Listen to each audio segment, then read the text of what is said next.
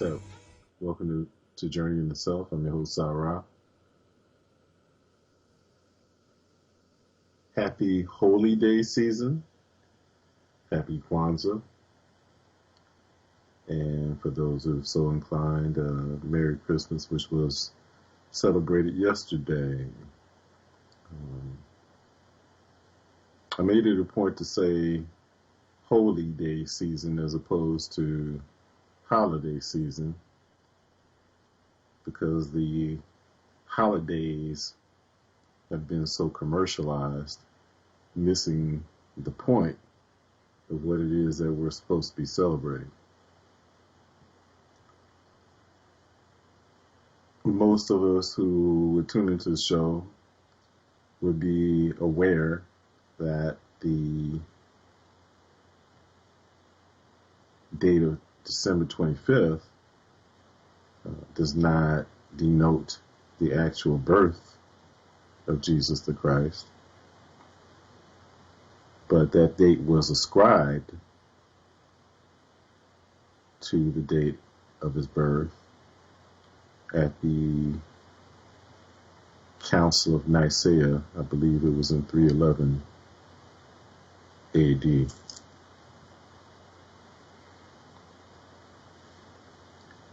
The reason that date was ascribed, as it was also the date venerated by a number of different gods extant in those times,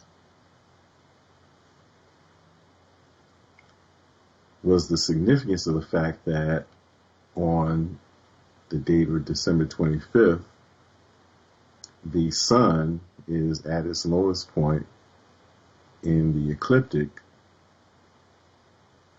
and from that point on appears to ascend on the ecliptic, the illusionary path around the sun's path around the earth.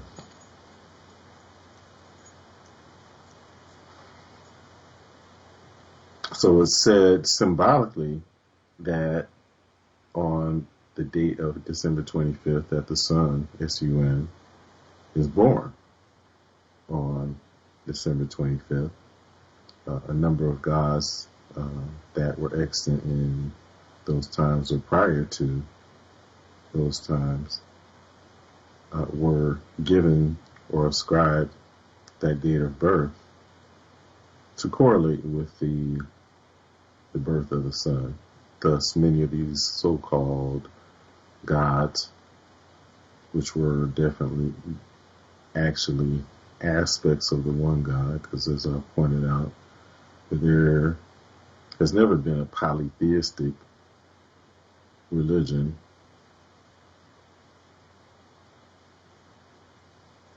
Or at least not by any indigenous people, that the date was venerated for those gods that were represented by the symbol of the sun. And so it was ascribed to Jesus the Christ to make that hymn, I guess, more palatable to be accepted as a god, if you will. Now, I'll just briefly, and excuse my phone, I need to put it on mute.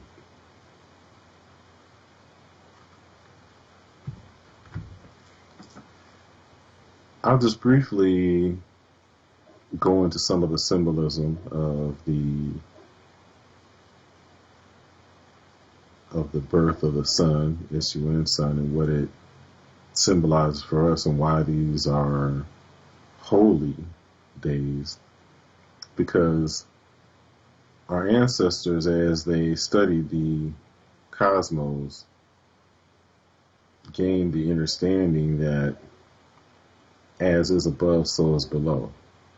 That we are structured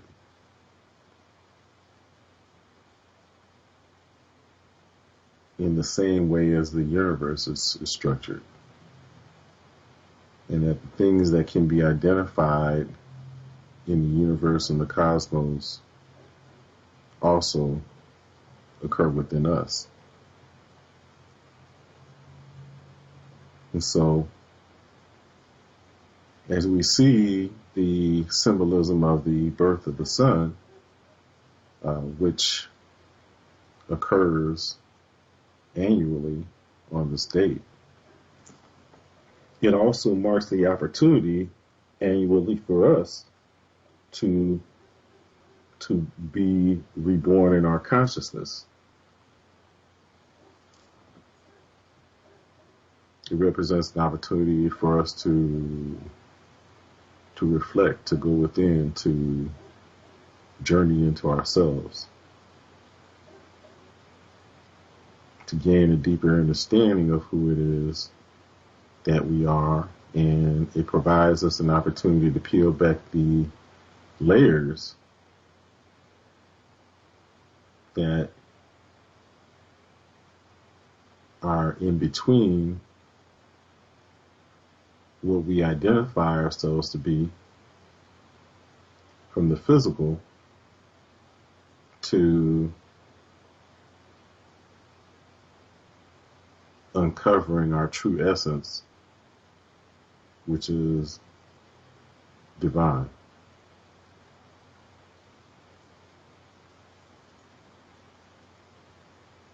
The teachings that have come down to us, spiritual teachings, no matter what spiritual philosophy you're referring to, for the discerning student who can wade through the covers, the veils, and the symbolism, can delve into the inner essence of the teachings, past the profane and the exoteric, and be able to identify the inner truths that connect all of the religious and spiritual philosophies. Of course, not everyone is able or willing to do so, because some are not at the point to where it is possible for them to be able to do so. And so that's why there is so much disagreement even within people who practice the same religion or spiritual practice, because different people, depending upon how much they've studied, how much they've evolved during each incarnation of life, everyone is going to have a different perception. Everyone is going to have different truths revealed at different points and at different paces. And so it's almost impossible to attain unanimity of their perceptions, because people are different. And because people are different, things are going to be perceived differently. And so to a large extent, it is almost fruitless to try to debate or to enlighten others, because not everyone is able to be able to perceive what we perceive, or we may not be able to perceive something that someone else perceives. Indeed, Um, we all evolve in our consciousness and our understanding, uh, including myself. There are things that I know that I've read 10 to 20 years ago that at the time I read them, I didn't understand them at all. And I understand them now pretty well. So this provides us an opportunity to be able to take inventory of ourselves, this period, to journey within in ourselves and to reborn, to be reborn on our journey to become Christ, if you will. Christ not being a name, but a description of a level of spiritual consciousness, spiritual awakening. So the Christ consciousness, if you will, is variously known by different terms as nirvana, enlightenment, Krishna consciousness, supreme consciousness.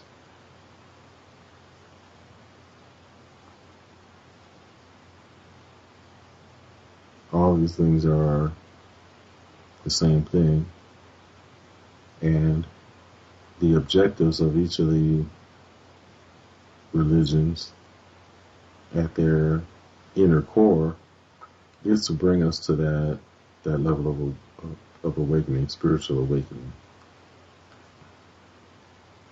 opening our eyes that we may truly see, and removing the veil from the third eye to do so.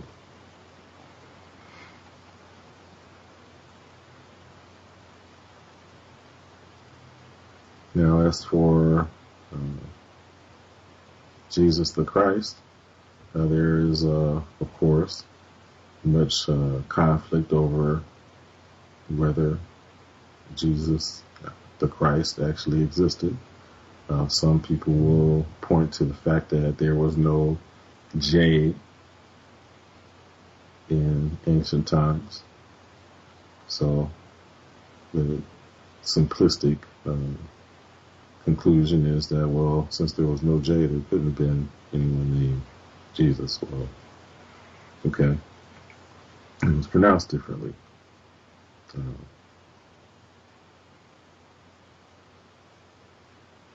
So that does not preclude an individual existing even to those attributes.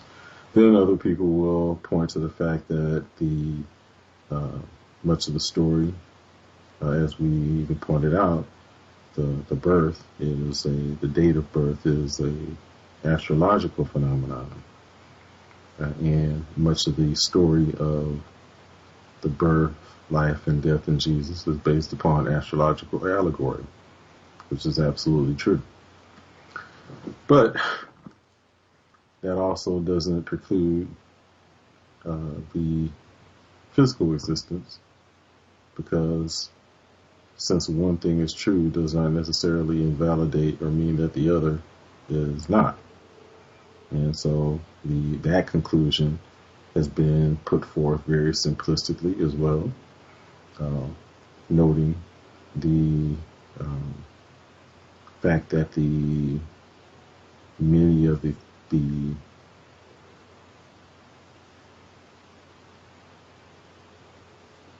life events that have been ascribed to Jesus the Christ are based upon astrological allegory. Again, is concluded to mean that therefore Jesus does not exist. But I maintain that that's not sufficient evidence, because that does not preclude the possibility that both are true. And I do maintain that the story of Jesus is an amalgamation of both astrological or allegory and in historical fact.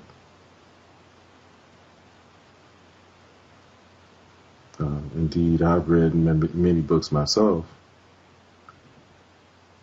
which document the existence of a Gnostic teacher who fit the descriptions referred to about Jesus. And those are books on, from basically analyzing the history of the Gnostics, who were, from my study, to be the first Christians who actually, even before it was called that, but the practice was that of Christianity before Christ. Then there are books that also document the different forays into India, where it has been revealed that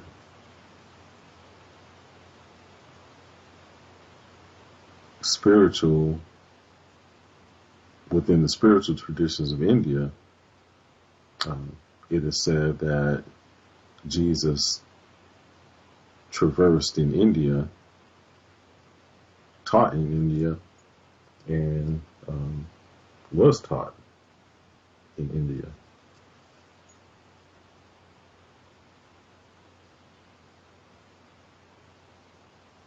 And then there's the book, The Aquarian Gospel of Jesus the Christ, which is claimed to come down from the Akashic Records,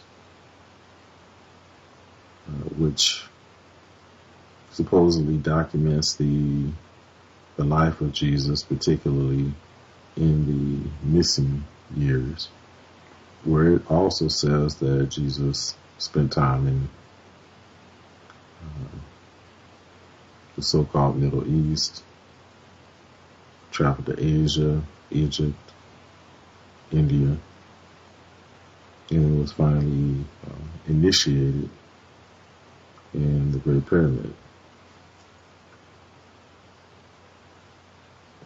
I also know that Jesus is considered to be an avatar, which is one who is an incarnation of God, or God incarnating on the planet, which I've come to know that during various times in the history of Earth, different avatars have and continue to appear on Earth in order to, particularly when times are dark and humanity has lost its way, that avatars will appear in order for God to give some direction to humanity who is wallowing in spiritual darkness. And I've been in the presence of some of these myself. So again, some people will choose not to believe that, which is neither here nor there to me. But he that hath an ear to hear, let them hear, and do with it what you will. But nevertheless, this is a time for inner reflection, for us to gain a deeper understanding and insight into ourselves, to go back past the illusion that we are just merely physical beings, and to awaken the the spiritual aspect of ourselves, the divinity within ourselves, and begin to identify with that so that we can raise our consciousness to ultimately culminate in attaining enlightenment or Christ consciousness, that we may be Christ or sons and daughters of God. So, with that, I'll say Ashe, and that my wish is that everyone does embark on that journey, and be mindful of that during these holy days. Okay, so that's what I wanted to say on that, given the time that we're in. But I also want to spend some time going back into the topic that we've been delving into over the past few weeks, and that is really to spend some time gaining some deeper insight into the nature and cause of the current conflict, and and I only use the word conflict for lack of a better term. Maybe it might be better referred to as the atrocities occurring in the Middle East, and really to gain a deeper understanding as to the cause of that. And I've been doing a lot of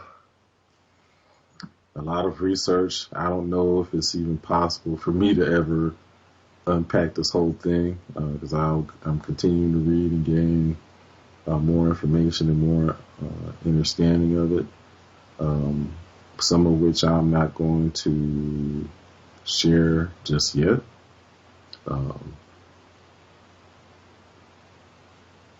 But the information is pretty profound, and based upon what it seems to be unfolding to me,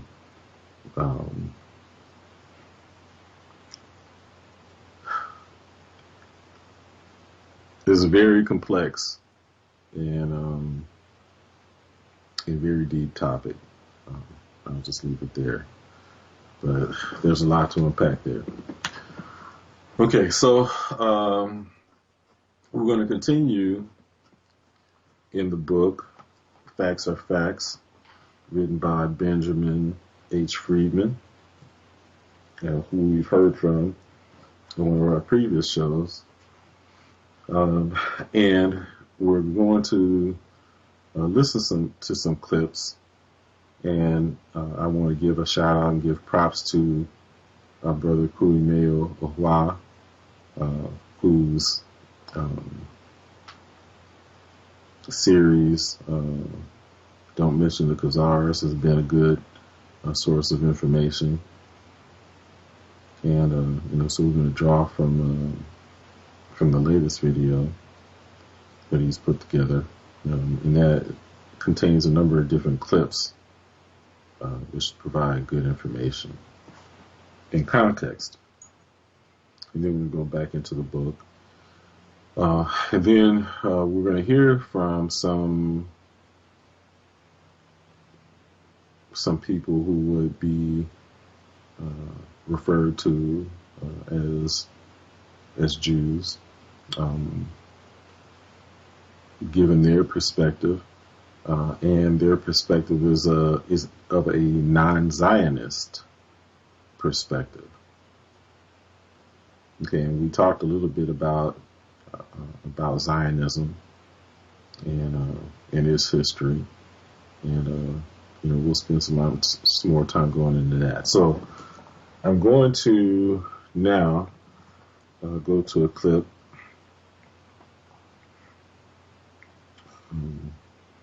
from Kulimeo Ohwa's latest video, and we're going to hear from from some of these people. And the first clip is going to provide some context into the Balfour Agreement, which we talked about before. And I'll just kind of set that up a little bit. We talked a bit about the Balfour Agreement, and some time ago we talked about the Rothschild family, and we did that when we were talking about Trump and who helped bring him into power, and it was necessary for us to go into a brief history of the Rothschilds and the secret society that he and Cecil Rhodes created, called the Round Table Group. I bring that up because that's significant in talking about the Balfour Agreement, because it was Lord Arthur Balfour who wrote this letter, and of significance, the Balfour Declaration was written to one Lord Rothschild. It was not written to the British government. It was written to Lord Rothschild, who knew Lord Balfour, because both Lord Balfour and Lord Rothschild were both members of the Rhodes Rothschild Secret Society, otherwise known as the Round Table Group.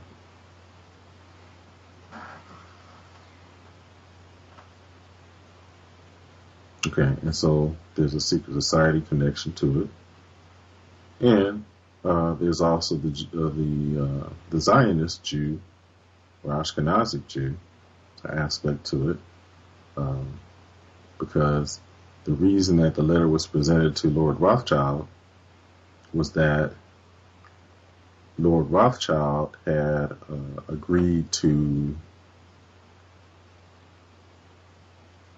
promote and finance and help finance the establishment of the settlement in Palestine, and that he would present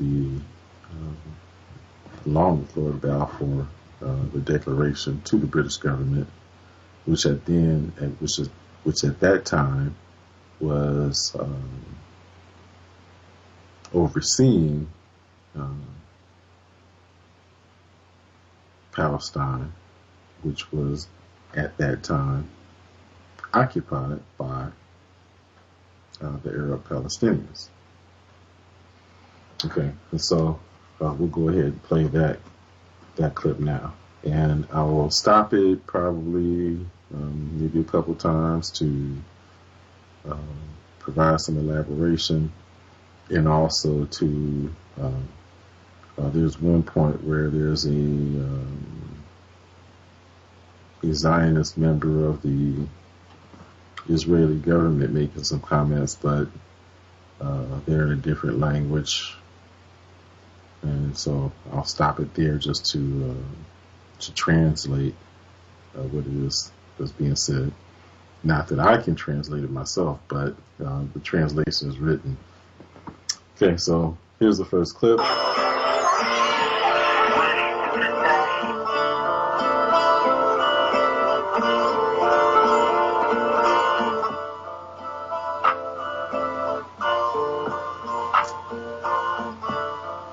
Just playing the music. Here we go. A man of the British establishment, in 1917, Arthur Balfour was Foreign Secretary. His country fighting the First World War on many fronts, including in what the British called the Holy Land, against the Ottoman Turks, when Balfour issued his fateful declaration. His Majesty's government view with... Okay, I'm stopping there because when he reads this excerpt from the letter, he skips a paragraph. And the first paragraph actually says, "Dear Lord Rothschild."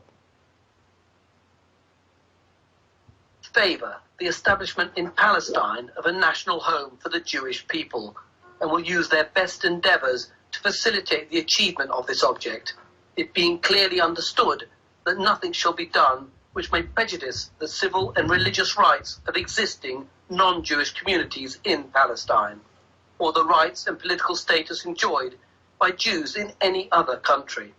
The British government wasn't thinking about Arabs when it made that declaration, is the simple truth. It was thinking about its immediate goals for the war, for the aftermath of the war, about propaganda, about rivalry, and also securing for itself a loyal population in Palestine.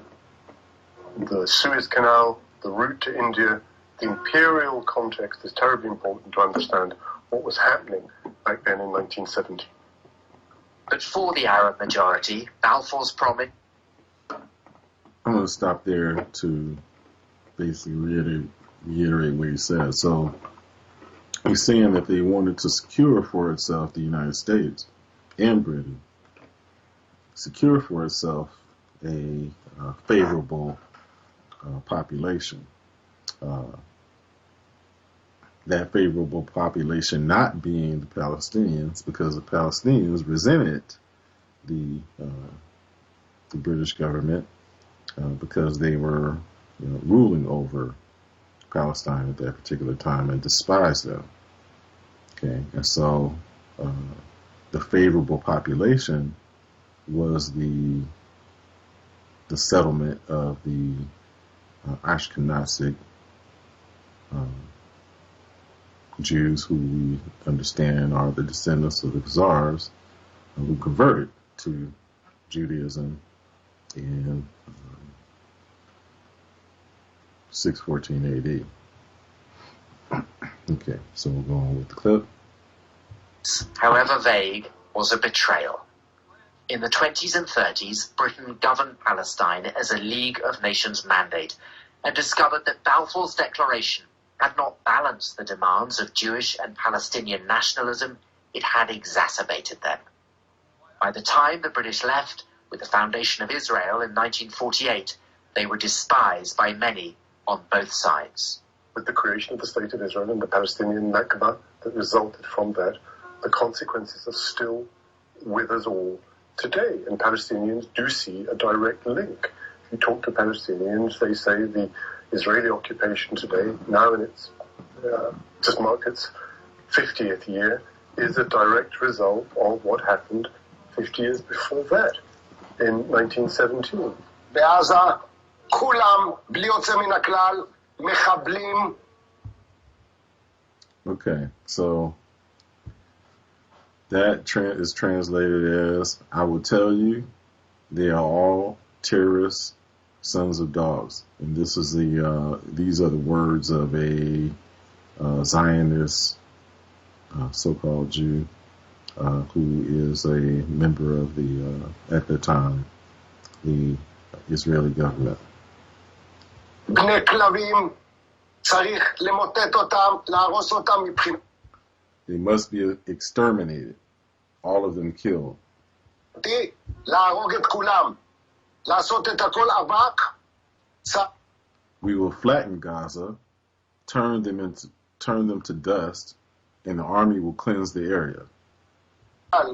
יפרז את השטח, ונתחיל לבנות שם אזורים חדשים. קודם כל. Then we will start building new areas for us, above all for our security. למען ביטחוננו, ולכן אני אומר, בעד. I tell you, in Gaza, without exception, כולם בלי יוצא מן הכלל. Was one of the founding fathers of the State of Israel. Yes, he was. Tell us about. Okay, so as you can see here,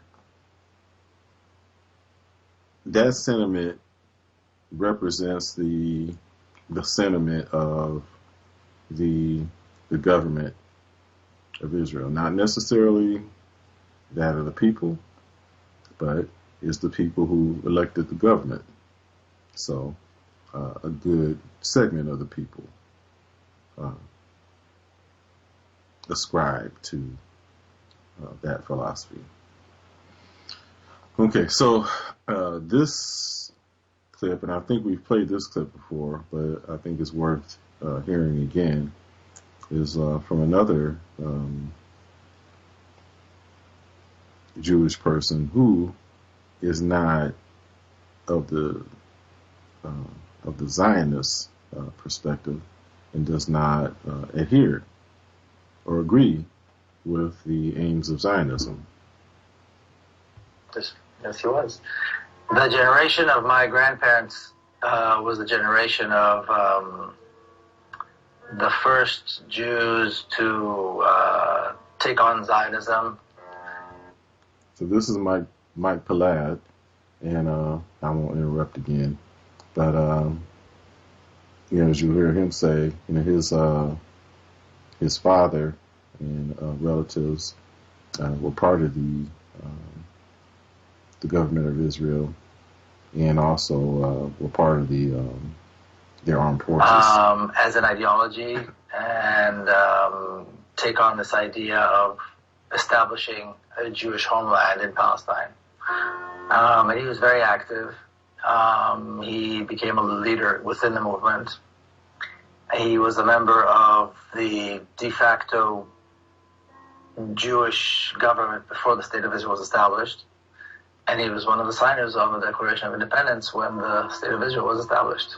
Both my parents were born in Palestine, so they were the first generation Israelis, if you will, first generation Jews who were born there. And my father, as a young man, while still in high school, joined the Zionist militia. He became an officer. So in the War of 1948, when the Zionists occupied most of Palestine, he was an officer already. And then he remained in the military as a career officer, and by 1967 he was already a general and a member of the Israeli Central Command, the High Command. When you maintain such a brutal oppression and a brutal occupation against another nation, when you take away people's land and you destroy their homes, when you incarcerate their fathers and quite often their mothers, when you shoot their brothers and sisters in their school, in the schoolyards, this is what we get. This is the price that you pay as a society that maintains such a brutal oppression and occupation against other people. There's a price to be paid, and this is the price that we pay, and therefore they both felt that they both held the Israeli government responsible, because the Israeli government is responsible for the reality that exists there. Now, someone just said that's an anti-Semitic statement you just made. Somebody's pointing a finger and say, this guy's anti-Semitic. What do you have to say about that? Well, I'm Jewish, so being anti-Semitic is nonsense. Number one. Number two, being anti-Semitic means being racist against Jews. I'm not racist against Jews.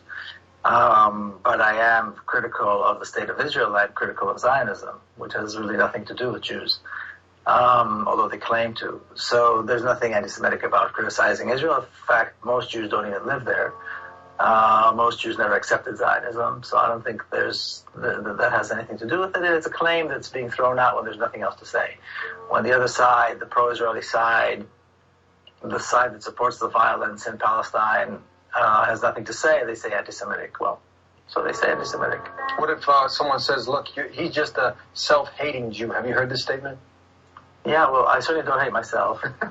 That's nonsense. And I don't hate anybody else. I think it's one of those things they throw at you when they've got no argument. This is a human thing. You know, when you see children who are just being killed, right, and indiscriminately, and then people will make arguments like, look, we're the ones being terrorized. You know that we have to defend ourselves, right? This land, we came there, and now they're trying to force us into the ocean. So what do you say when you hear things like this? Well, it's a complete distortion of the history and a complete distortion of reality. The only reason there's a Palestinian resistance is because the Palestinians were thrown out of their land, Palestine was occupied, and Palestinians live under a brutal regime, which is very similar to the apartheid regime that used to exist in South Africa. Therefore, there is resistance. If that didn't exist, if there was no occupation of Palestine, if Israel did not violently kill and oppress Palestinians, there would be no Palestinian resistance. So you can't blame the victim for resisting. You have to look at what started the conflict. You have to look at the oppressor. You have to look at the stronger power. and the responsibility lies in their hand. I just had a rabbi give me an analogy. He said, look, imagine you left your home and then someone came and occupied it, and then you try to get it back, and then they went to the judge. Have you heard some of these analogies? Maybe you can. Yeah, that's assuming that, that's taking it to a place which I don't usually go. That's making the assumption that today's Jews are really the descendants of the ancient Hebrews that used to live in that part of the world some 3,000 years ago. That's a bit of a stretch for me. And even if it was true, I don't think it. I agree with him that it doesn't justify. I did not live there 3,000 years ago. My grandparents immigrated from Ukraine. Their parents, their grandparents didn't live there, and I don't know any Jew that can trace his or her ancestors back to the ancient Hebrews. So that's a lot of myth there, and I don't think it's relevant. The point is, the Zionist movement was a colonialist movement.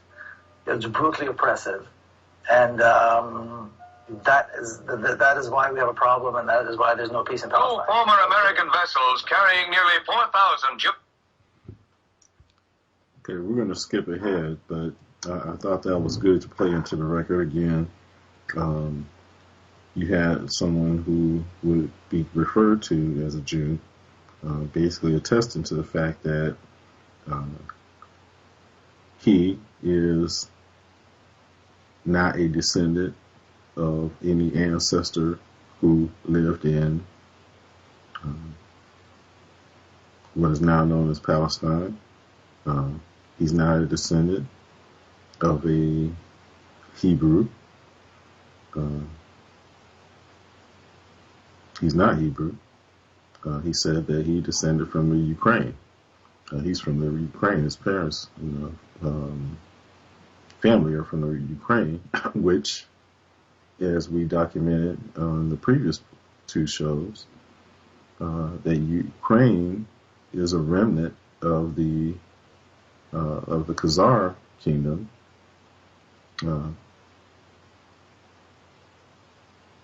Ukraine is in the area that was inhabited by the Khazars, and when the Khazar kingdom came to an end, the dispersal of the Khazar people, who again converted to the religion of Judaism, they dispersed throughout the area, including the area of the Ukraine, which continues to have a large population of Jewish converts from the Khazar.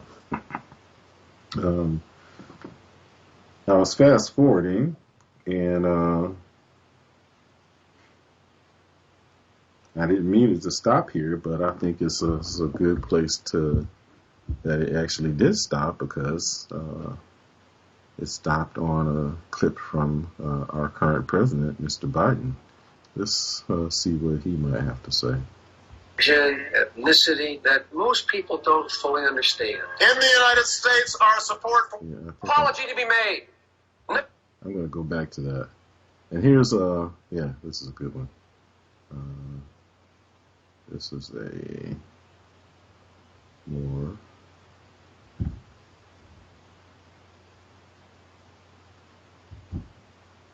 bear with me. I wanted to get a good Leave Palestine after ruling it for 30 years. There was a good clip here of Joe Biden in his youth making some comments, so bear with me. I think this would be very good for us to hear from. And as we've seen, Mr. Biden has at times altered his perspective, and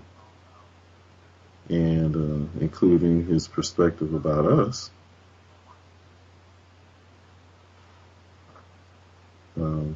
Having espoused more extremist views in his past.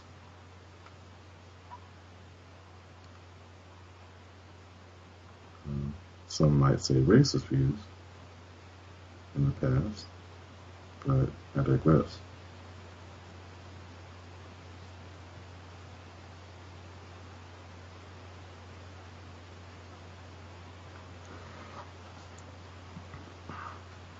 Okay, so this clip I'm trying to get to has some comments from Mr. Biden where he professes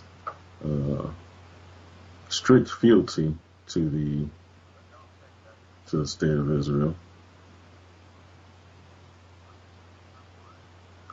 Let me just go ahead and play this and we'll get there. The Jews want to chase all the Arabs into the Tigris and Euphrates River, and the Arabs want to chase all the Jews into the Red Sea. And what I was trying to do was to find a homeland for the Jews. And actually, I think I want to play that. That was Mr. Truman, president. But Israel launched a massive preemptive airstrike which decimated the Egyptian and Syrian forces. Armed with the latest American and French weapons, Israel forced the Egyptians to retreat and completely overran the West Bank, setting themselves up in occupation over all of Greater Israel, including Jerusalem. Thus, the Zionist dream of dominion over all of the ancient Jewish kingdom seemed to be fulfilled. Well, when we look at the 1967 war, we have so many different issues here, and the reality is quite different in many ways from what has been presented. There's no question that Nasser went into the Sinai, and that ultimately, rather quickly, the UN people were forced to leave, and this included from Sharm el-Sheikh. And at this point, the Israeli army was mobilized, including all the reservists, and this can hurt the economy over a period of a couple of weeks, obviously, and it's a crisis situation. And as this goes on, and there's major consultation between the Israelis and Washington, the Lyndon Johnson administration, Israelis keep coming in, and what happens is they ultimately get reassurances behind the scenes that we will not object if they attack. Because they knew they could beat all three armies.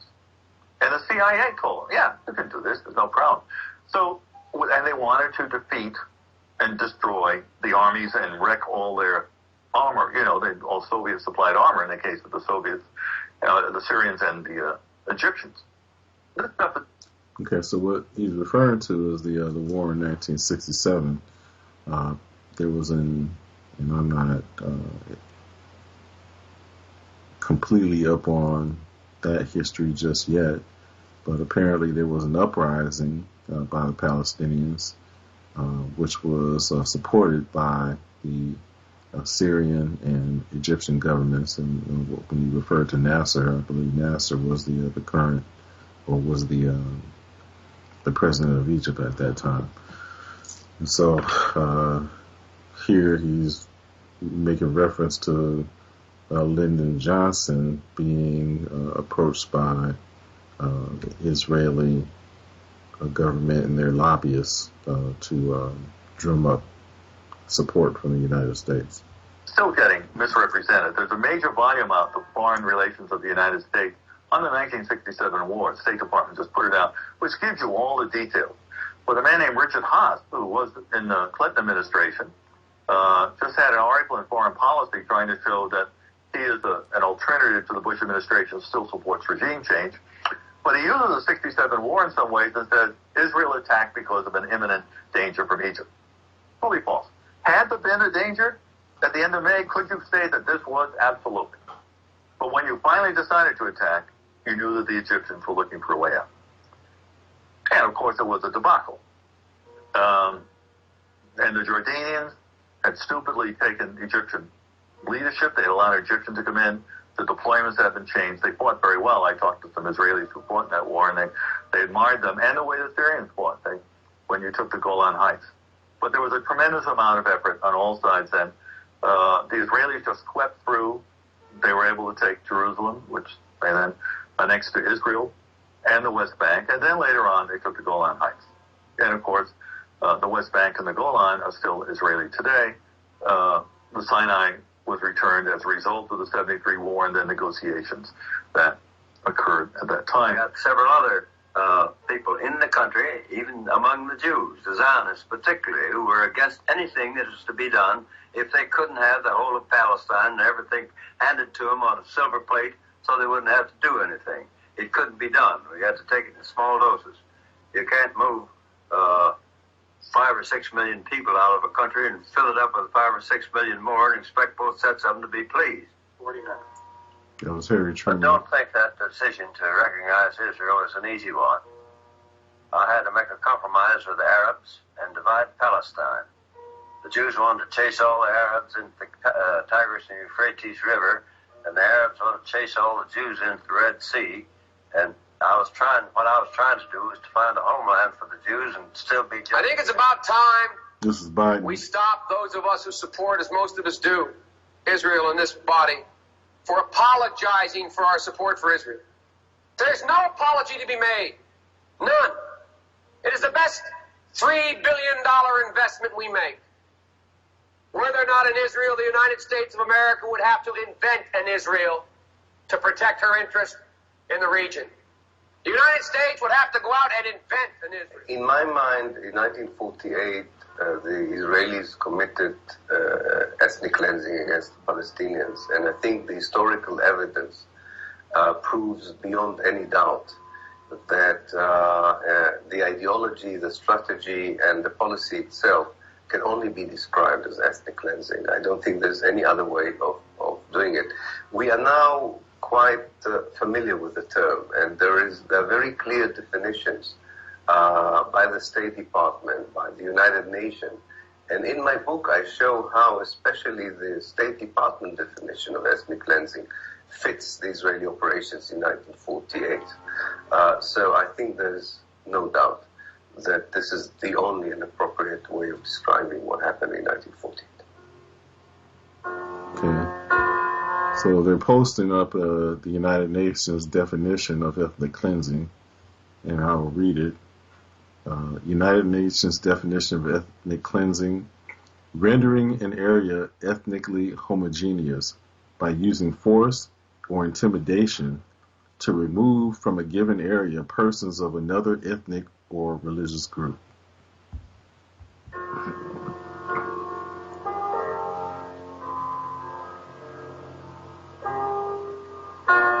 The idea of ethnically cleansing Palestine developed throughout the years in a way. It was first a very fluid idea and a very elusive idea from the 1930s onwards.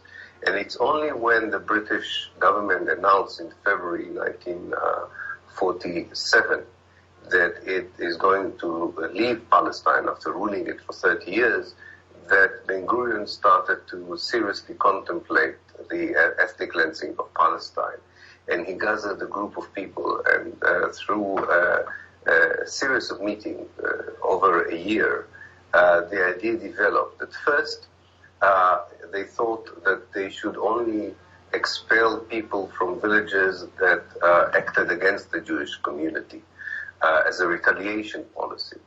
But then they found out that that doesn't really cover much of the Palestinian population, and if this is not going to happen, the future Jewish state would not have a Jewish. America and Israel have a special friendship. There is this inextricable tie between culture, religion, ethnicity that most people don't fully understand. In the United States, our support for Israel is bipartisan, and that is how it should stay. There is no daylight between America and our most reliable ally, the State of Israel. I am a Zionist. You don't have to be a Jew to be a Zionist.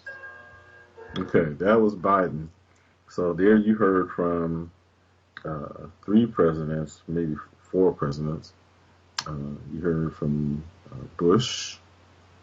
You heard from Biden, of course, twice.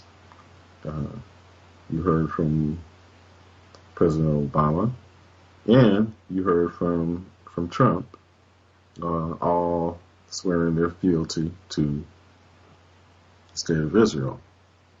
And again, we documented the connection between Donald Trump and the Rothschild family. And so again, for those who are of the opinion that Trump is an outsider, could not be more true, or excuse me, more false, as he's as deep inside as could possibly be for someone of his ilk,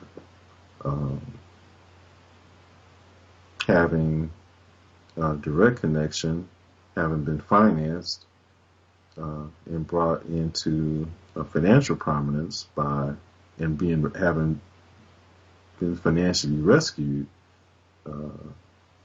by the Rothschild family's banking interests, and he also had one Mr. David Ross as his Secretary of Commerce, who was who came from Rothschild and Sons Bank. Okay, so let's go on with the clip. In the meantime, the Israelis had promised that they would negotiate and withdraw from nearly all the territory. But they informed the United States after the war that that wasn't necessarily going to be the case. On the other hand, their stand was that the Arabs would have to negotiate with them directly, not through the UN. And Israel is in the Sinai, and they begin to build air bases there and things like that. They immediately begin to settle in the Golan Heights, and a man who does that is a man named Yigal Allon, who was seen as a moderate, but he was elected from northern Israel, and a lot of his constituency wanted to settle on the Golan Heights. It's a democracy at work. We're looking at this, and how are you going to resolve this situation where Israel is in control of these territories? Sadat comes in, and Sadat really wants to settle things. He makes all sorts of overtures where he wants full return of the Sinai in return for peace, which the Israelis don't really want. They want to control some of the Sinai. The Israelis finally decide that if they can get a deal with Egypt, that would help, because then they could isolate Egypt and deal with the Jordanians and the Syrians without worrying about the Egyptians, who have the biggest army. It's not to settle things and make peace, it's to have more control over those areas. And the key here was Security Council Resolution 242, which was very ambiguous, because it said that all nations should be able to live in peace and secure boundaries. It also said that no country should be able to keep territory acquired by war, you see. And it said that Israel should withdraw from territories taken in the recent conflict. Now, the word "the" was left out before "the territory." So Israel was not required to withdraw from the territories, just territories. Israel said it would not agree to UN Security Council Resolution 242 if "the" was in there, although it's in the French and Russian version, because that would mean all the territories. They wanted to keep some territory. Why? Because other parts of 242 said all countries can live in secure and recognized boundaries, and we can't be secure in what we have, so we're going to have to keep some more territory. See what it means? So we'll have to keep some. You prepare for this, you say. Would you have attacked? Who knows? Well, you have an election coming up in Israel. And Moshe Dayan is this very mercurial person who's been part of the labor coalition. And he says to Golda Meir, I'm going to go over to the opposition unless you agree that there's something in our platform that says we are going to keep almost half the Sinai Peninsula, we're going to annex it, as well as begin really pushing settlements in the West Bank. And if you can envision this in terms of the Sinai, which you'd have to do with the map, you come down from the northeast corner of the Sinai and Gaza and come down to the middle central area and then come over. So you're taking the eastern part all the way down to the Gulf of Aqaba, Sharm el-Sheikh, and the bottom of the Sinai, and then you come over to half of the western part. And the reason you're doing that is that the Egyptians had discovered oil there and have been using it. And the Israelis have been taking that oil illegally, contrary to conventions, but they want to annex that too. The Israelis wanted to drive the Egyptians out of the Sinai Peninsula and put the status quo back in before the attack. But the Americans intervened and said, no, this is a negotiating chance. You see, the Israelis didn't like it. But then Henry Kissinger becomes a star, and he does his shuttle diplomacy when he's not going out with movie stars in Hollywood. The idea is that you are ultimately going to create trust. They're called confidence-building measures. No confidence was ever built with these. This is a fiasco. But it was this idea of incremental steps that ultimately lead to negotiations.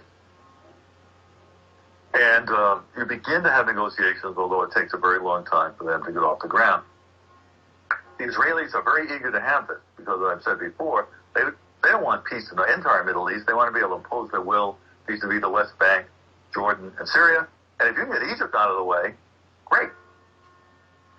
See, but once this happens, the Israeli attitude under Begin, who was the prime minister, and who was committed to this total thing about keeping Judea and Samaria, the idea was, and this was the slogan, the Sinai has been lost, but Eretz Israel has been won, meaning Eretz Israel, the integral ancient Israel, including the West Bank, Judea and Samaria. We're going to keep this forever, no matter what people think. Forget Security Council Resolution 242, forget the whole thing.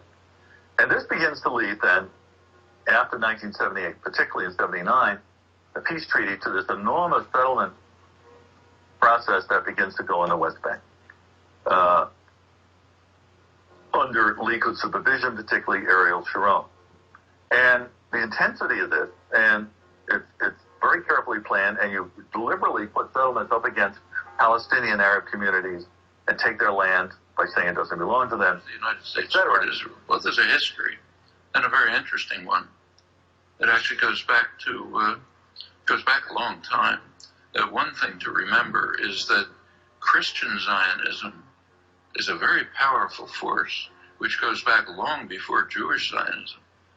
In England, particularly, Christian Zionism was a powerful force among British elites. It's part of the motivation for the Balfour Declaration. This is Noam Chomsky. I was actually going to skip past him, but actually it is very important to keep and hear from what he has to say regarding Christian Zionism, is that'll segue right into where we want to start up again in our book, Facts of Facts from Benjamin Friedman. So here's Noam Chomsky. And for Britain's support for Jewish colonization of Israel. Remember, the Bible said, and that's a big part of British elite culture. Same in the United States. Woodrow Wilson was a devout Christian who read the Bible every day. So did Harry Truman. Okay, and it was Woodrow Wilson who was president in 1917, who was convinced to get the United States into World War II, I believe it was. No, World War I. The Roosevelt administration, one of the leading officials, Harold Ickes, once described the return of the Jews to Palestine as the greatest event in history. It's realizing the lesson of the Bible. These are deeply religious countries in which the biblical commands, so-called, are taken quite literally. Also, this is just part of colonization. This is the last phase of European colonization. And notice that the countries that are most strongly in support of Israel are not just the United States. It's the United States, Australia, and Canada, the offshoots of England, Anglosphere sometimes called, unusual forms of imperialism. These are settler colonial societies, societies in which not like India, not like the British in India, say. Societies, South Africa was a little like this, or Algeria under the French. Settler colonial societies in which the settlers came in, essentially eliminated the native population. Also driven by religious principles, very religious groups driven by Christian Zionism. Those are major cultural factors. There are also significant geostrategic factors. And you go back to 1948, there was actually a split between the State Department and the Pentagon in the United States over how to react to the new state of Israel. The State Department was questioned. It was not committed strongly to Israeli conquests, the establishment of the state. I was concerned about the refugees. It wanted an implementation of the refugee problem. The Pentagon, on the other hand, was very impressed with Israel's military potential.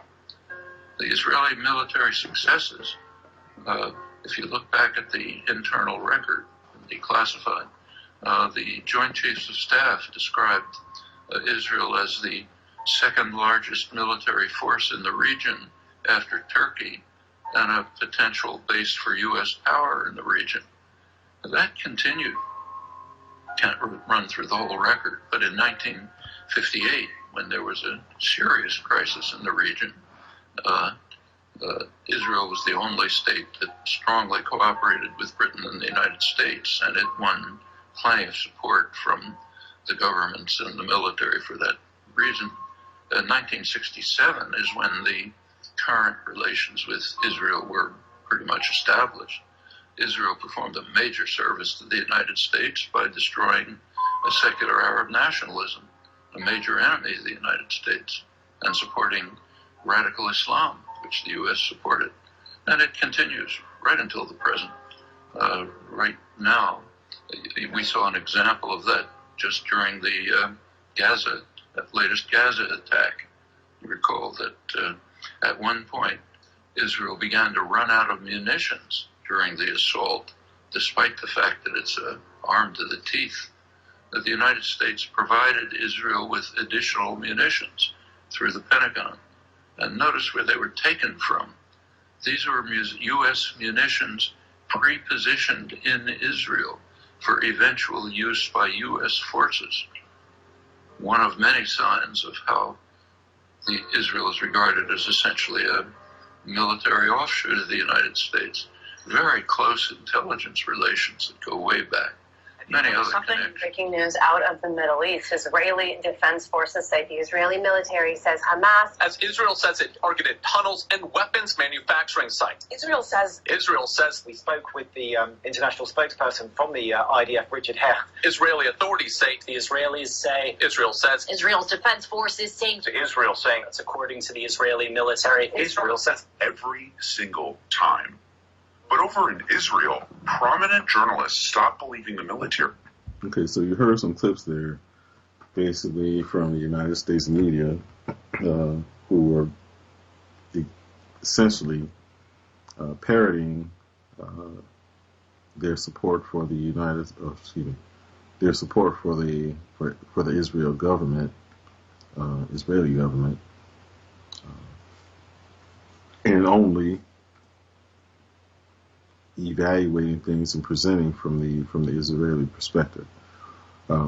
Here, they're pointing out that there are some people who are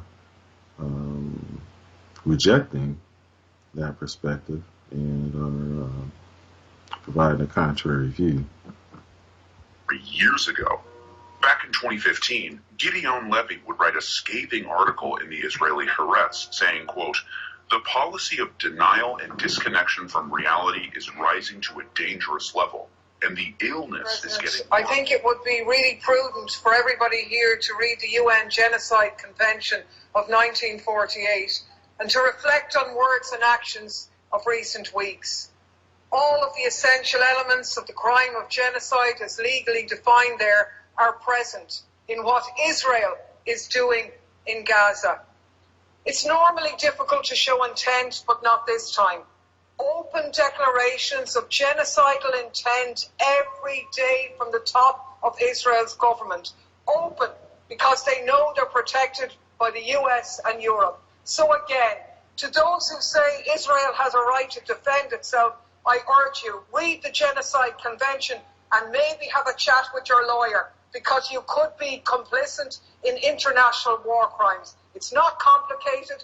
For peace in the region, the Zionist apartheid state of Israel must be dismantled. That is now understood by a majority of the world's population, including substantial sections of Jews. No justice, no peace. Once you get this going out, what is going to happen? The Palestinians are increasingly coming under stress, and many more people, and this is ultimately going to lead to the first intifada.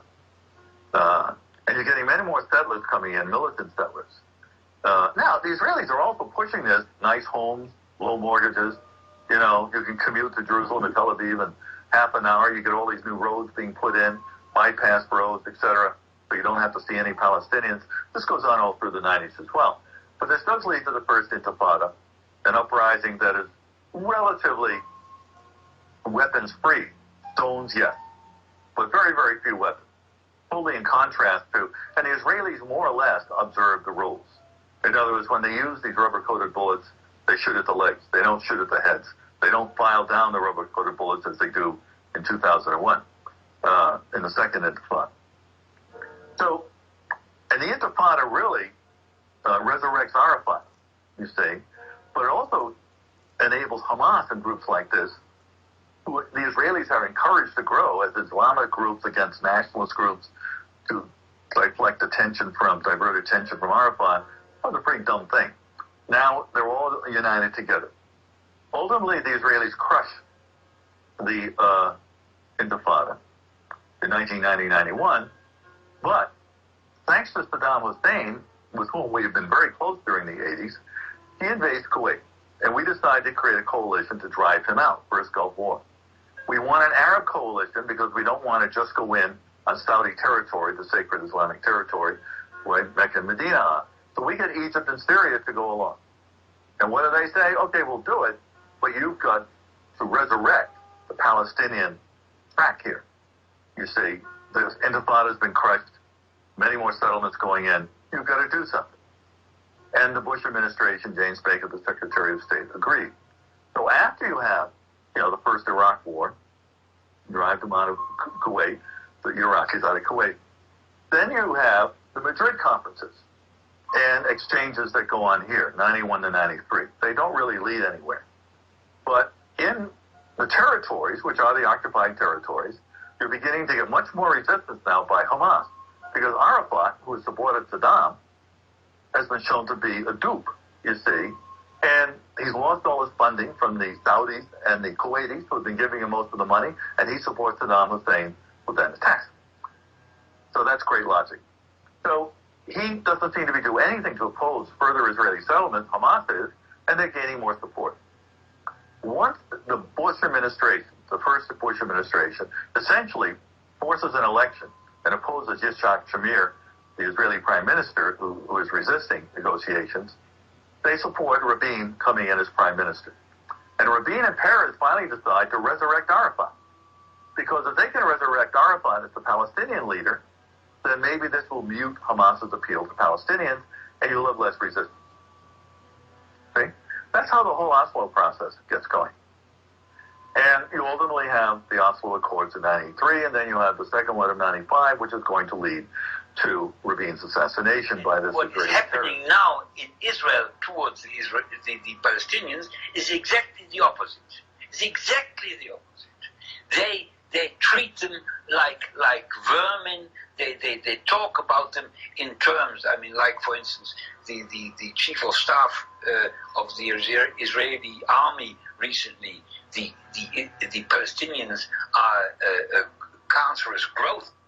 That type of talking is exactly the opposite, and it's actually like Nazi talking. That's what was said about me when I was a boy, a Jewish boy in Germany, under the Nazis.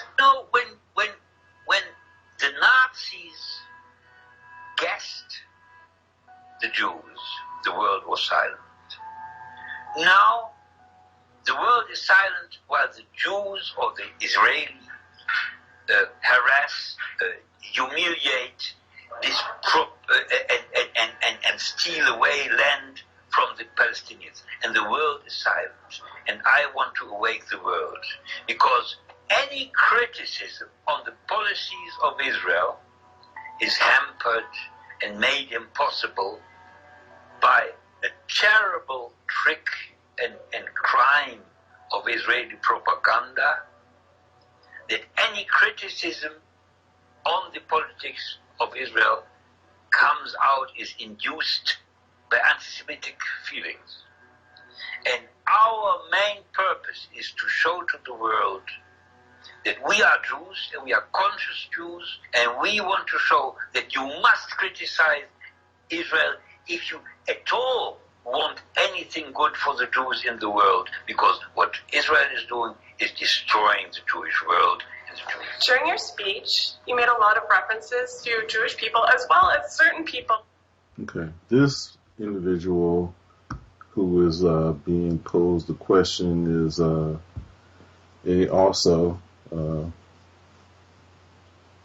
someone who would be considered to be a Jew, and he is Professor Norman Finkelstein, and he's a scholar on Israel and Gaza and the Middle East conflict.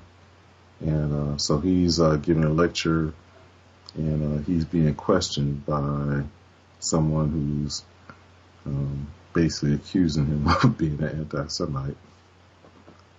In your audience, not Jewish people in general, but certain people, especially in your audience, to Nazis. Now, that is extremely offensive when certain people are German. And they're also extremely offensive to people who've actually suffered under Nazi rule. I don't respect that anymore. I really don't. I don't like and I don't respect the crocodile tears the crocodile tears. No. I'm sorry, folks. Allow me to finish and allow me to finish. Listen, sir. Allow me to finish. Sir, I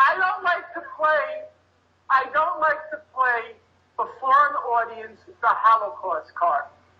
But since now I feel compelled to. My late father was in Auschwitz. My late mother, please shut up.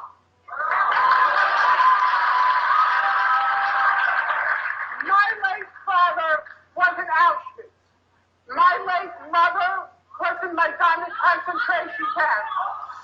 Every single member of my family on my father's side,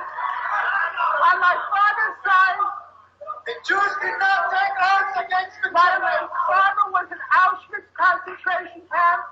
My late mother was in my concentration camp. Every single member of my family on both sides was exterminated. Both of my parents were in the Warsaw Ghetto Uprising. And it's precisely and exactly because of the lessons my parents taught me and my two siblings that I will not be silent when Israel commits its crimes against the Palestinians. And I consider nothing more despicable than to use their suffering and their martyrdom to try to justify the torture, the brutalization, the demolition of homes that Israel daily commits against the Palestinians. So I refuse any longer to be intimidated or browbeaten by the tears. If you had any heart in you, you would be crying for the Palestinians, not for what you done. For me,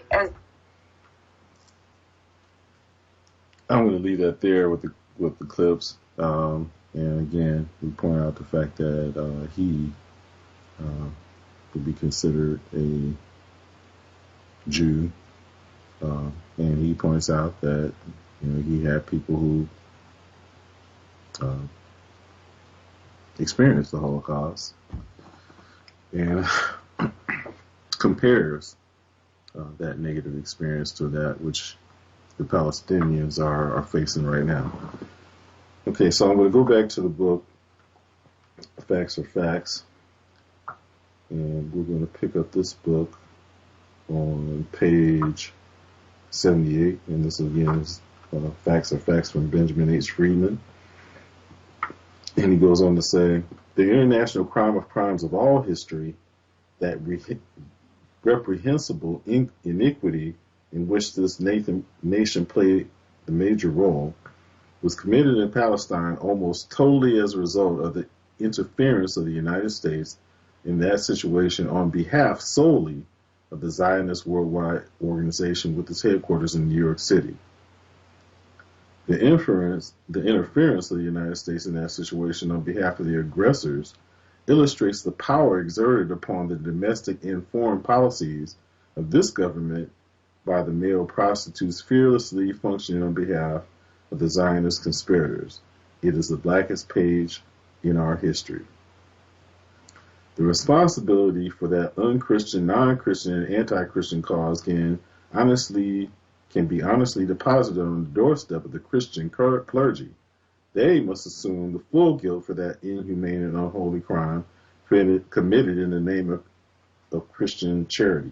Sunday after Sunday, year in and year out, the Christian clergy, dimmed into the years of 150 million Christians who go to church regularly, that Christians must regard it as their Christian duty to support the Zionist conspiracy for the conquest of Palestine. Well, we sowed a wind, now we will reap a whirlwind.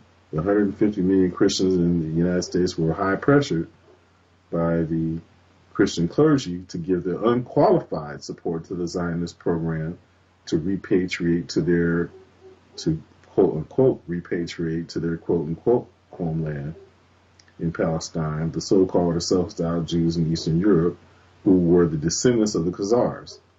Christians were exhorted by the Christian clergy to regard the so-called or self-styled Jews in Eastern Europe as God's chosen people and Palestine as their promised land. But they knew better all the time. It was a case of cupidity, not stupidity, you can be sure. As a direct result of the activities of the male prostitutes on behalf of the Zionist program, and contrary to all international law, to justice, and to equity, anything to the contrary notwithstanding, the 150 million Christians in the United States, with few exceptions, demanded that the Congress of the United States use the prestige and power of this nation, diplomatic, economic, and military, to guarantee the successful outcome of the Zionist program for the conquest of Palestine. This was done, and the Zionists conquered Palestine. We are responsible. I'm going to skip ahead. Okay, no, I'm going to continue on. It is a well-established and undeniable history fact that the active participation of the United States in the conquest of Palestine on behalf of the Zionists was the factor responsible for the conquest of Palestine by the Zionists. Without the active participation of the United States on behalf of the Zionists, it is certain that the Zionists would have never attempted the conquest of Palestine by force of arms. Palestine today would be an independent sovereign nation under a form of government established by self-determination of the lawful and legal Palestinians. This was absorbed by the payment of countless millions of dollars to Christian male prostitutes by Zionists on a scale difficult for the uninitiated to even imagine. Now I'll skip ahead to the last chapter in the book. And he titles this chapter Hidden Tyranny. He says the names of Presidents Woodrow Wilson, Franklin Delano Roosevelt, Harry S. Truman, Dwight D. Eisenhower, John F. Kennedy, Lyndon B. Johnson, and Richard M. Nixon will certainly be found one day inscribed in big red letters in the official annals of the rise and fall of the United States.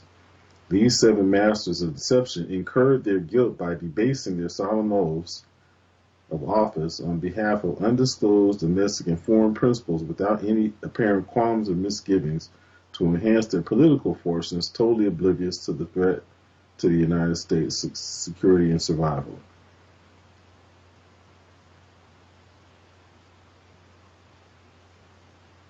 I'm going to skip ahead. It says, very early in their political careers, these 7 masters of deception, by their determination, acquired their proficient skill in detecting on which side their political bread was buttered. Their remarkable perfection in that skill provides the answer to why these 7 masters of deception went so far and so fast in so few years in the political world in which they moved. Okay, so we're seeing that they rose to prominence in the political world because of their connection to the Zionists. Okay, it says it is today a well-recognized fact of life in political circles in the United States that the censorship exercised today by Zionists over the media for mass information constitutes a virtual monopoly.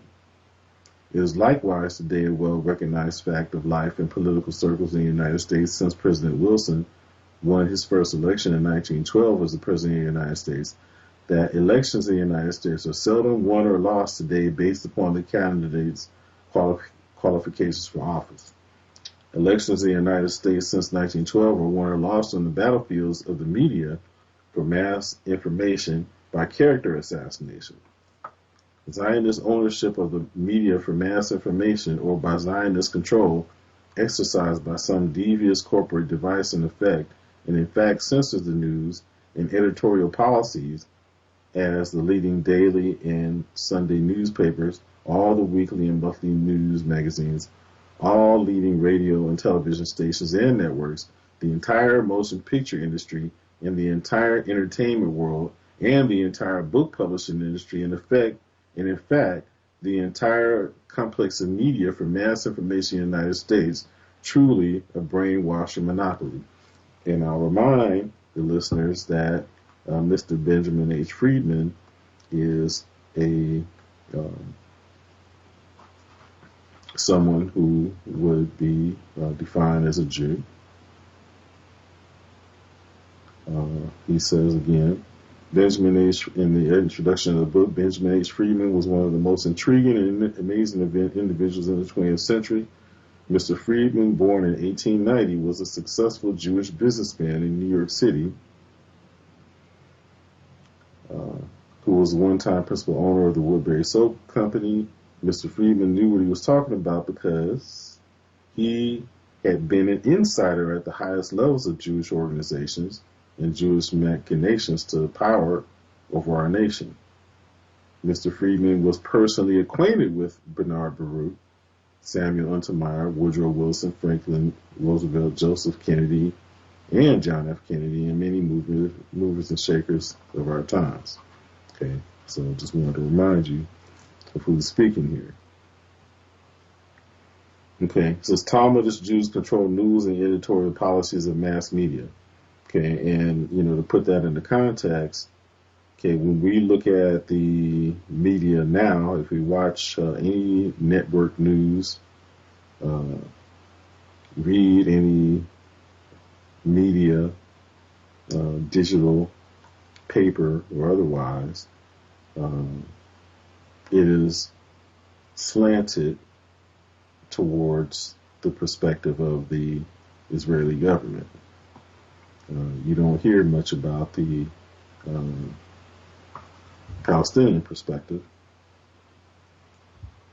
and not a lot about the Palestinian suffering. And as they pointed out in the clips that we played, the attack, so-called, of the Palestinians on the Israelis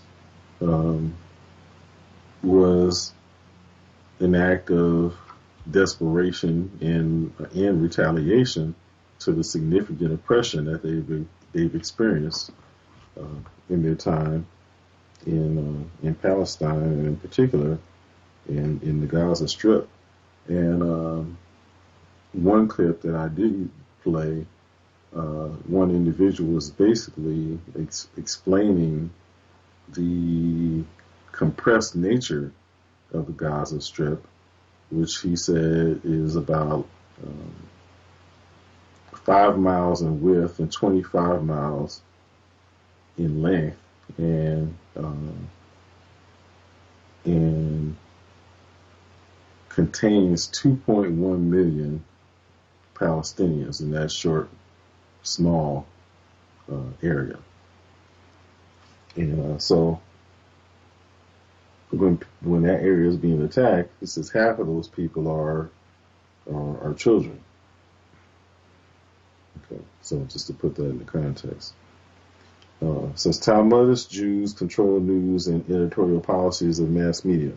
As a result of that condition in the United States, for approximately the past 50 years, The grassroots population of the United States has only read, heard, and seen what passed Zionist censorship and best serves Zionist objectives instead of reading, hearing, and seeing what best served the interests of the grassroots population in the United States. The Zionist-ruled media for mass information in the United States never informed the grassroots population of the United States how and why President Woodrow Wilson led the United States into the desperate predicament in which the United States today finds itself in the Middle East. In their consideration recently of the alleged theft of the so-called Pentagon Papers, the United States Supreme Court declared the public has a right to know the truth. The Supreme Court should have said the public has a right to know the whole truth. The reason half-truths are often more harmful than lies. The United States declared war against Germany on April 6, 1917. On April 2, 1917, President Wilson addressed both houses of Congress and pleaded with them to declare war against Germany. Okay, I'm going to kind of just do a little refresher before I go on and read this piece. And just remind the listener that prior to the declaration of war by the United States, or the United States entry into the war was being fought with Russia on one side, France on the other side, with the Russians and Italians, I believe, and then Germany was fighting alongside the British. Okay, and at the time there was a significant Jewish population in Germany who were thriving economically and were treated well in Germany. And they were on the side of the Germans in the war initially because they were fighting against the Russians, who they had no love for, because they were expelled from Russia.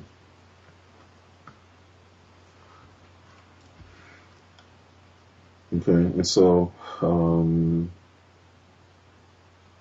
it was as the Zionist movement started picking up steam, the Zionists seized upon the opportunity to get the British government to endorse a homeland to be established in Palestine. Okay, and so the Zionists approached the British government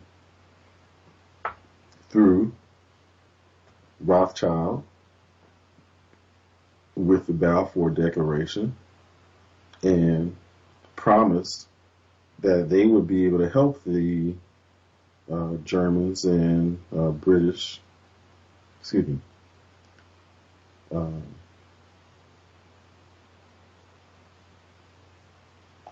that they wanted to, so at the time,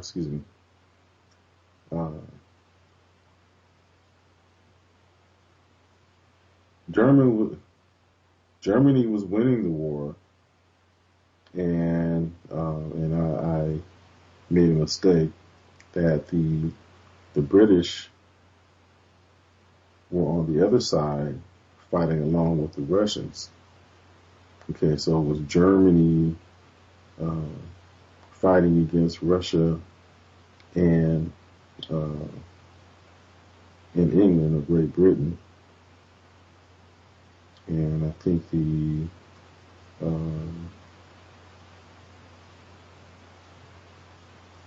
other side, the Germans, I believe, were fighting along with the French and the Italians. That might be wrong, but certainly it was the Germans against the Russians and the Great Britain,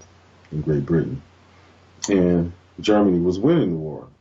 And the Zionists approached Great Britain, and at the time, Germany had offered a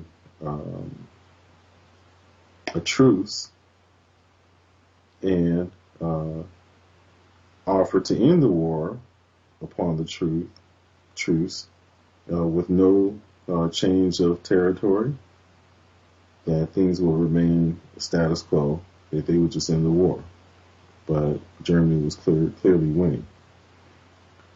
The Zionists approached the British government, promising them that they could help them to win the war if only they would help them to be able to establish a homeland in Palestine. And they promised that they would be able to help them to win the war by promising that they would bring the United States in to ally with Russia and Great Britain.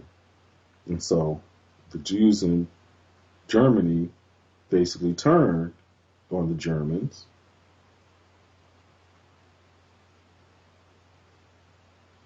by getting the United States into the war to defeat them.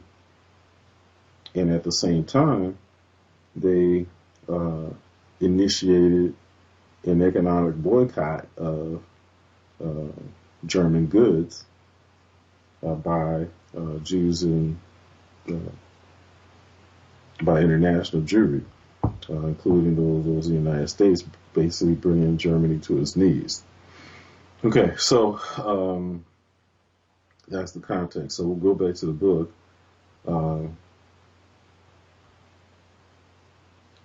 Says on April 2nd, 1917, President Wilson addressed both houses of Congress and pleaded with them to declare war against Germany. President Wilson's appeal to Congress to declare war against Germany, in fact, was primarily President Wilson's liquidation of his obligation to his blackmailers. The following incontestable facts confirm that conclusion beyond all question of any doubt. President Wilson's hand trembled as he read his address. The members of Congress present had no reason to suspect why President Wilson's hand trembled. By the time the grassroots population finished reading this, they will know the reason President Wilson's hand trembled as he read his message to Congress. By the time President Wilson finished reading his appeal to Congress, many of his listeners were in tears, but not for the reason the grassroots population of the United States today will be in tears when they finish reading this manuscript. When President Wilson asked Congress to declare war against Germany, President Wilson was in fact conspiring to pay the debt he obligated himself to pay to the Zionists. Congress only declared war against Germany because President Wilson informed Congress that a German submarine had sunk the SS Sussex in the English Channel in violation of international law, and the United States citizens aboard the SS Sussex had perished with the ship. After General Pershing's troops were fighting in Europe, the hoax was exposed. The alleged sinking of the SS Sussex was used as pretext to justify a declaration of war against Germany by the United States. The SS Sussex had not been sunk, and no United States citizens had lost their lives. The United States was now at war in Europe as Great Britain's ally. That is why Great Britain and the Talmudist Jews of the world conspired to achieve. That is what Great Britain and the Talmudist Jews of the world conspired to achieve in their crooked diplomatic underworld. The discovery of the hoax by the British Navy shocked many honorable Englishmen. A large segment of the British public were shocked to learn that the SS Sussex had not been sunk. The SS Sussex was available for anyone to visit who might care to do so, to see the SS Sussex for themselves with their own eyes. Okay, I'm going to skip on to the blackmailing. This is President Wilson blackmailed. Shortly after President Wilson's first inauguration, he received a visitor in the White House by the name of Mr. Samuel Untermeyer. Again, this is someone that Benjamin Friedman knew personally. Mr. Untermeyer was a prominent New York City attorney who contributed generously to the National Democratic Committee that installed President Wilson in the White House in Washington in the 1912 election. Mr. Untermeyer was a very welcome guest, and President Wilson was very glad to welcome him to the White House. They had met before during the campaign. Mr. Untermeyer surprised President Wilson when he finally stated what brought him to the White House. Mr. Untermeyer informed President Wilson that he had been retained to bring a breach of promise action against President Wilson. Mr. Untermeyer informed President Wilson that his client was willing to accept $40,000 in lieu of commencing the breach of promise action. Mr. Untermeyer's client was the former wife of a professor at Princeton University at the time. At the same time, President Wilson was a professor at Princeton University. Mr. Untermeyer produced a packet of letters from his pocket written by President Wilson to his colleague's wife when they were neighbors at Princeton University. These letters established the illicit relationship which had existed between President Wilson and the wife of his colleague neighbor. He had written many endearing letters to her, many of which she never destroyed. President Wilson acknowledged his authorship of the letters after examining a few of them.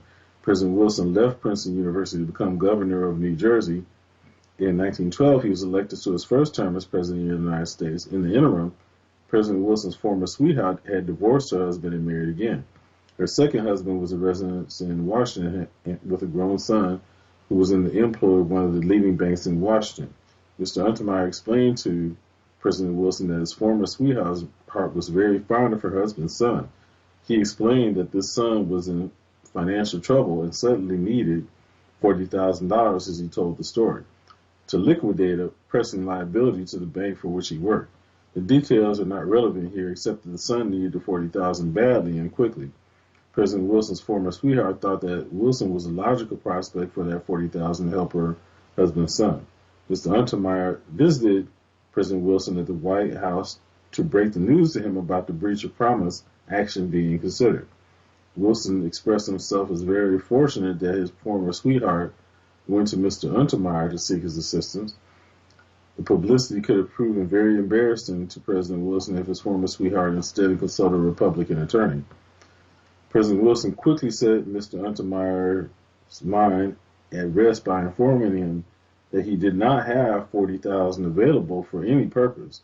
Mr. Untermeyer suggested that President Wilson should think the matter over and said he would return in a few days to discuss the matter further. Mr. Untermeyer used the next few days in Washington looking into the credibility of the son's story about his pressing need for $40,000 to liquidate a personal liability. He learned that the son's story was not misinterpreted in any way to his mother by her son. Mr. Untermeyer returned to President Wilson a few days later as they agreed. President Wilson did not hesitate to inform Mr. Untermeyer that he did not have the $40,000 to pay his blackmailer. President Wilson appeared irritated. Mr. Untermeyer considered the matter a few moments and then volunteered a solution to President Wilson for his problem. Mr. Untermeyer volunteered to give President Wilson's former sweetheart the $40,000 out of his own pocket on one condition, that Wilson promised Untermeyer to appoint to the first vacancy of the United States Supreme Court a nominee to be recommended to Wilson by Untermeyer. Without further talk, President Wilson accepted Mr. Untermeyer's generous offer, and Mr. Untermeyer promptly paid the $40,000 in currency to President Wilson's former sweetheart. The contemplated breach of promise suit was never heard of after that. Mr. Untermeyer retained in his possession permanently the packet of letters to ensure against any similar attempt at some future time. President Wilson was most grateful to Mr. Untermeyer for everything he was doing to solve the problem. Untermeyer was a man of great wealth, and so on. Justice Brandeis, the payoff. As anyone might reasonably suspect, Mr. Untermeyer must have had something in mind when he agreed to pay President Wilson's former sweetheart $40,000 out of his own pocket. He paid the money out of his own pocket in the hope that it might bring to pass a dream close to his heart, a Talmudist Jew on the United States Supreme Court on which none had ever served. The day soon arrived when President Wilson was presented with the necessity of appointing a new member of the Supreme Court. Mr. Untermeyer recommended Louis Dembitz Brandeis for the vacancy, who was immediately appointed by Wilson. President Wilson and Justice Brandeis became unusually intimate friends. Justice Brandeis knew the circumstances of his appointment to the Supreme Court by President Wilson. In 1914, Justice Brandeis was the most prominent and most politically influential of all Zionists in the United States. As a justice of the United States Supreme Court, Brandeis was in a better position than ever to be of service to Talmudist Jews both at home and abroad. The first opportunity to perform a great service for Zionist followers soon became available to Brandeis. Justice Brandeis volunteered his opinion to the President Wilson that the sinking of the SS Sussex by a German submarine in the English Channel with the loss of lives in the United States citizens justified the declaration of war against Germany by the United States. Relying to a great extent upon the legal opinion of Justice Brandeis, President Wilson addressed both houses of Congress on April 2, 1917. He appealed to Congress to declare war against Germany, and they did it on April 7, 1917. After the October 1916 agreement was concluded between the British War Cabinet and the World Zionist Organization, the Talmudists throughout the world were hopeful that an international incident would soon occur to justify a declaration of war against Germany by the United States. The declaration of war against Germany by the United States guaranteed the Talmudists throughout the world that Palestine was to be turned over to them upon the defeat of Germany. The defeat of Germany was certain if the United States could be railroaded into the war as Great Britain's ally. Prior to the October 1916 London Agreement, Talmudists throughout the world were pro-German. The German Emancipation Edict of 1822 guaranteed Talmudists in Germany, Talmudists being Jews in Germany, all civil rights enjoyed by Germans. Every country in the United States had quotas for Talmudists, or Jews. The quota systems had existed for centuries in all European countries. We talked a bit about why that was earlier. Under the quota system in European countries, Talmudists were limited in all activities to a small percentage of the Christian population of the country. The quota system applied to all occupations. After the Emancipation Edict in 1822, Germany was the only country in Europe which did not place restrictions on the Talmudist Jews under a quota system limiting their civil rights. Talmudists throughout the world were informed by cable from London about the October 1916 London Agreement. That information transformed them from pro-German to pro-British. Great Britain placed at the disposal of Talmudists or Jews in London their secret codes and worldwide cable facilities to inform Talmudists throughout the world about Great Britain's pledge to turn over Palestine to them as compensation for railroading the United States into the war in Europe as Great Britain's ally in their war against Germany. Talmudists enlisted in great numbers in October 1916 in Great Britain's Department of Defense. Their purpose was to facilitate transforming Talmudists throughout the world from pro-German to pro-British. After the London Agreement was concluded, Great Britain left no stone unturned to impress Talmudist Jews in London with the necessity of immediately notifying Talmudist Jews throughout the world about Great Britain's pledge to turn over Palestine to them for the future sovereign Zionist state. Okay, I think we will leave it there. Let's see. I'm going to go ahead and read one more passage, and then we'll leave it. Okay, on this same day, Wilson and Brandeis knew something else the grassroots population in the United States did not know.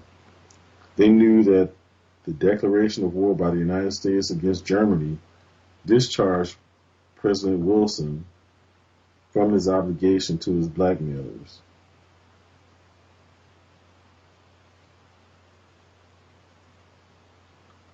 Wilson's declaration of war was to satisfy his commitment to his blackmailers.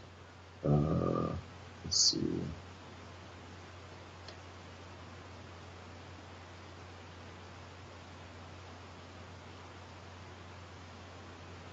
This author, meaning Friedman, says that he knew at the time that President Wilson was informed to that effect before he made his plea to Congress. So again, Benjamin Friedman said that he knew both Untermeyer, Brandeis, and Woodrow Wilson personally. So this is from direct knowledge. Okay, we'll continue on with this. We're almost done with this book, but there's some good stuff remaining, which we'll pick up the next time, and possibly go back into the book, The Controversy of Zion. But there's some good information still to be addressed and uncovered in this book. Facts Are Facts from Benjamin H. Friedman.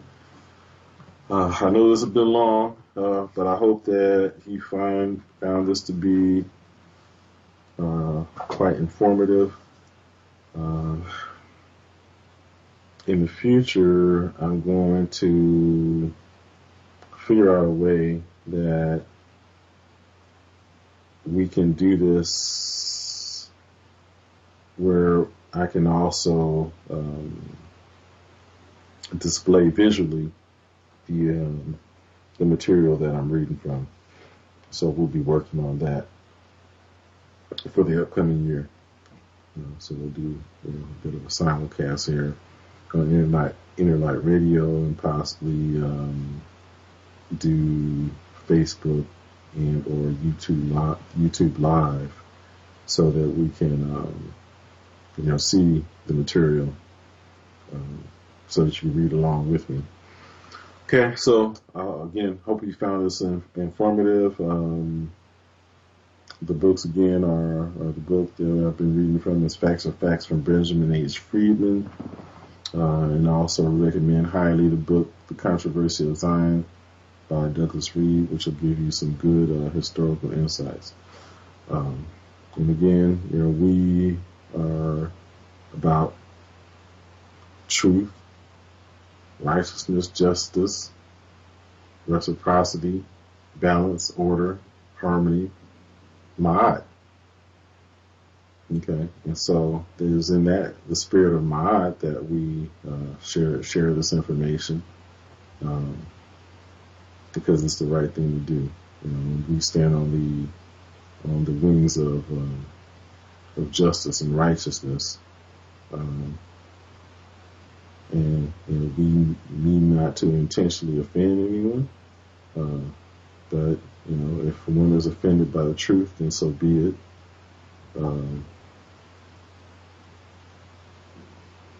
The only way that we will ever be able to find peace is by uncovering and sharing truth and having frank and honest discussions about the truth. And it's only through that frank and honest discussions and frank and honest acknowledgement, that we will be able to come to an understanding between peoples. And if there is to be peace, then that's the start. Okay, and do please feel free, and I encourage you to reach out to me if you feel yourself in the need of spiritual counsel. You can reach me through Facebook. I'm Sarah, or you can go to my website www.sa-ra.org. And you can also go to that website to also order my books, the Book of Light and the Book of Light, Luminous Wisdom, which I highly recommend to have in your library to get a daily positive message that will help you on your path. All right, with that, thank you for joining us here on Interlight Radio on Journey in the Self, and we'll see you next time. Hotep, and Happy New Year.